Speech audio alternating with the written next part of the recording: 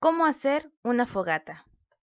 Cuando campas o pasas un día en la naturaleza, es costumbre o tradición hacer una fogata, ya sea para cocinar, crear un ambiente acogedor, romántico o simplemente para calentarse. Pero lo que nunca tenemos en cuenta al momento de ir de campamento o caminata es que siempre tendremos dificultades para crear una fogata, ya que la naturaleza nos puede poner en contra de ella, pero al mismo tiempo nos brinda muchos materiales para crear la fogata. La problemática de crear una fogata es de que muchas personas no tienen los suficientes conocimientos para crear una fogata en un ambiente exterior.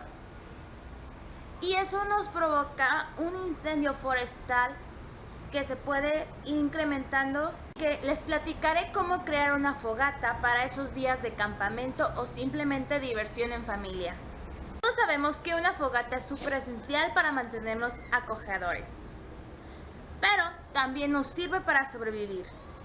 Si llegas a estar en un día de campamento en un bosque o en una selva o algo, es fundamental una fogata para tu sobrevivencia. Y sobre todo sabemos que encender una fogata es apenas la mitad de la batalla.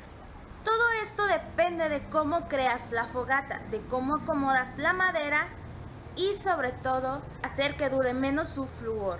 A continuación en este video verán unos pasos súper sencillos de cómo crear la fogata, ya sea en un ambiente exterior o en tu propia casa. Así que ten a la mano papel y plumas. Materiales. Conseguir una fuente de ignición. Lo más factible sería un encendedor o unos cerillos. Reunir yesca.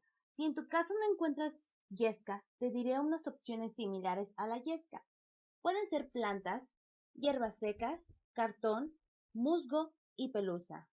También reunir la leña. Necesita ser más gruesa que la yesca para que pueda prenderse fácilmente y producir un calor y un fuego concentrado. Construye un anillo de piedras o cava un área para la fogata. La construcción del anillo de piedras aísla el fuego.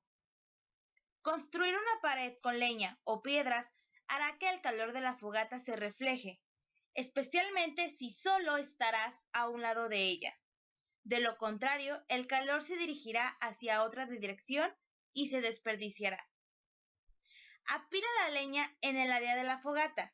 Si quieres que tu leña esté lo suficientemente cerca, el arreglo que elijas determinará la longevidad del fuego, qué tan rápido se queme y cuánto tiempo durará la madera.